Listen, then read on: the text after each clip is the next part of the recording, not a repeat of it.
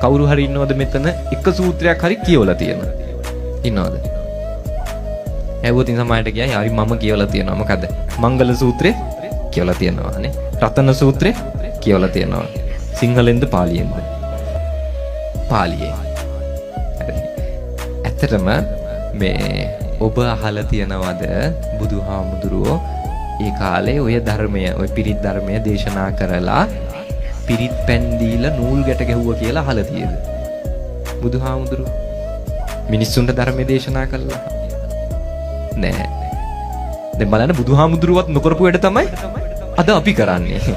නේ බුදුහාමුදුරුවන්වත් නොකරපු දේවල්. දැන් එක සැරයක් හාමුදුරුවෝ ටිකක් කැලේකට ගියා ගිහිල්ලා භාවනා කරන්න. ඉතින් හරියට භාවනා කරන්න නෑ අමනුෂ්‍යයන්ගෙන් කරදර.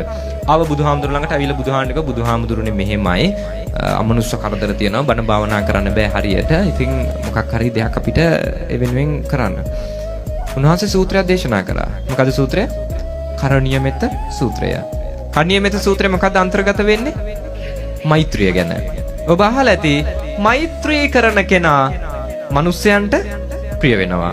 දෙවියන්ට ප්‍රිය වෙනවා. අමනුෂ්‍යයන්ට ප්‍රිය වෙනවා. ඔන්න අර හාමුදුරුවෝ ටිකට බුදුහාමුදුරුවෝ දේශනා කරා ඔබ සියලු සත්වයන්ට මෛත්‍රී කරන්න. ඇහැට පේන නොපෙනෙන සියලුම සත්වයන්ට මෛත්‍රී කරන්න. අන්න ගියා අර කැලේට ගහගාවින් වාඩි වුණා. මොකද කරේ?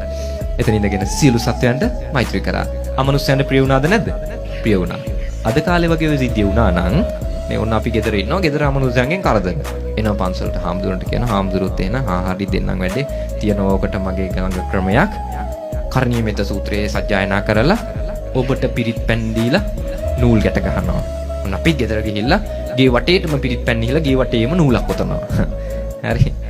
වඩාත් ප්‍රායෝගික කරණීය මෙත්ත සූත්‍රය අනුව ගෙදර ගිහිල්ලා මෛත්‍රී කරන එකද නැත්නම් පිරිත් පැන් දීලා නූල් ගැට ගහන එකද? මම දන්නේ ඔබම යෝජනා කරන්න. වඩාත් මොකද්ද ප්‍රායෝගික? මෛත්‍රී කරන එක. හරි ඒක අපිට තේරෙනවා. මං කියන්නේ පිරිත් කියන එක හොඳ නෑ නූල් ගැට ගහන එක හොඳ නෑ කියන එක නෙවෙයි.